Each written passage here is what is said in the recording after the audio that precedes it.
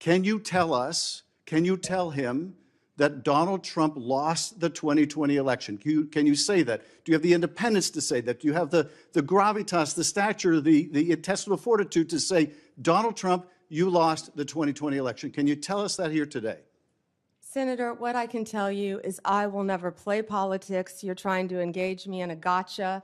I won't do it. I won't play politics with any ongoing investigation, so let me ask you another, like you did leaking your colleague Devin Nunes's memo. If you can't answer the question, let me ask you a different, what should be a simple truth, not a hard one.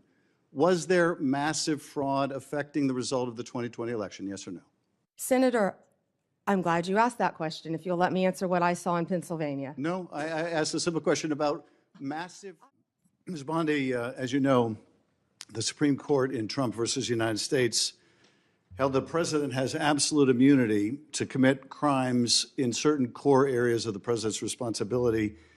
One of those core areas is the Justice Department. So in a breathtakingly dangerous and irresponsible decision, Justice Roberts and the majority held the president can commit crimes using the Department of Justice and be immune from prosecution. Justice Sotomayor correctly said this new immunity lies about like a loaded weapon. So the fear and the concern we have is that the incoming president will use that loaded weapon, that immunity, to commit crimes through the Department of Justice. And for that reason, it is all the more important that we have an attorney general who has the independence, the strength, the intestinal fortitude to say no to the president when it is necessary. So my first set of questions has to do whether you have the independence to say no when you must say no.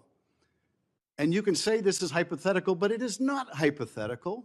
Few Senate hearings become genuinely unforgettable, but this one did. As Attorney General nominee Pam Bondi appeared before the Senate Judiciary Committee, Senator Adam Schiff launched into a series of relentless questions that tested whether she would act independently from President Donald Trump if confirmed.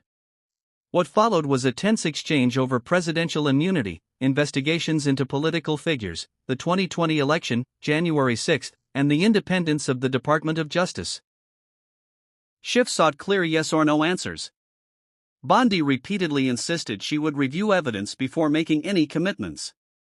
Let's break down exactly what happened and why this exchange has generated so much attention. So a summary by the president or his desire to investigate Jack Smith would not be enough for you to open an investigation of Jack Smith, is that right? I will look at the facts and evidence in any case.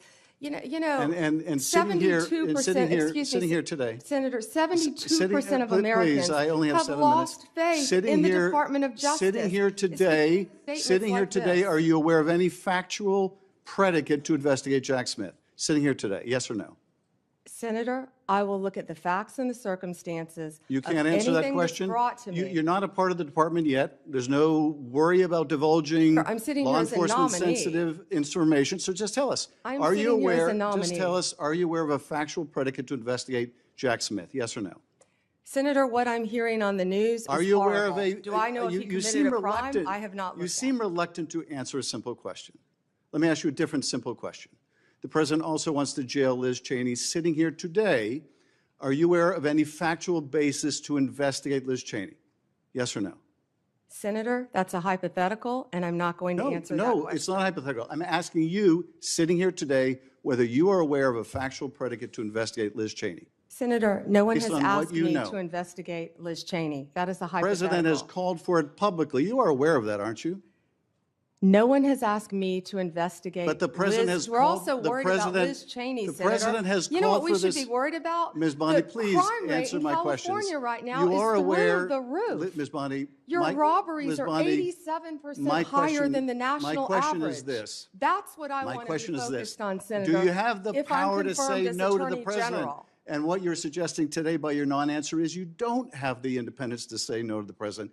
So let me ask you a different question. It also requires you, if you're going to be a good attorney general, to be able to tell hard truths to the president. So my questions now are, can you tell hard truths to the president? So let me start with an easy truth that you could speak to the president. Can you tell us, can you tell him that Donald Trump lost the 2020 election? Can you say that? Do you have the independence to say that? Do you have the gravitas, the stature, the intestinal fortitude to say, Donald Trump, you lost the 2020 election? Can you tell us that here today? Senator, what I can tell you is I will never play politics. You're trying to engage me in a gotcha. I won't do it. I'm just asking you a simple question. I won't play if you can speak truth with any ongoing to power. investigation, So let me ask you another. like you did leaking your colleague Devin Nunes's memo. If you can't answer the question, let me ask you a different, what should be a simple truth, not a hard one. Was there massive fraud affecting the result of the 2020 election, yes or no? Senator, I'm glad you asked that question, if you'll let me answer what I saw in Pennsylvania. No, I asked a simple question about massive fraud. I can only tell you what I saw in Pennsylvania. I know you want to answer a different question, but my question is, can you tell us whether there was massive fraud affecting the results of the 2020 election? Like and subscribe for more political showdown.